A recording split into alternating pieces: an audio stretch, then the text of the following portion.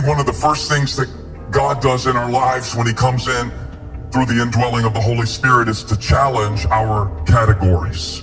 I want us to look at the way that we have divided our lives into assets and liabilities, gains and losses. And I'll do it from the text, Mark chapter 14. So in this text, we see Jesus on the verge of doing the very thing that he came to do all along. And we know this resistance. In three different areas, we are going to see a challenge of the categorical system of who God is and how he works.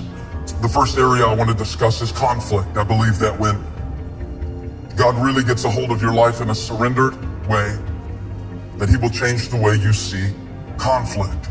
God has a different way of categorizing conflict than you do. So often in my life, I associate God with comfort and the devil with conflict. Because we're going to switch columns today and see that sometimes it is the devil who will make your life comfortable so you come to the point that you don't think you need God. And it is God that will allow a conflict that will make you fall down on your knees and ask God for the very grace that enables you to rise. Jesus changes the way I see the conflict and the way I see the common. God has many costumes. And a lot of times why we can't find God in our life is he's wearing a costume that we don't recognize. Sometimes I'm walking right past God and I don't recognize him because he's dressed up like ordinary.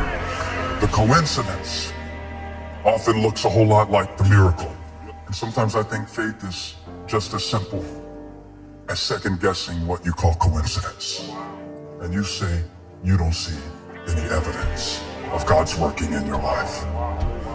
What you've been calling coincidence, God calls evidence. Jesus Christ wants to recategorize some of the things in your life that you saw as a coincidence. God is in the coincidence. God is in the common. God is in the conflict.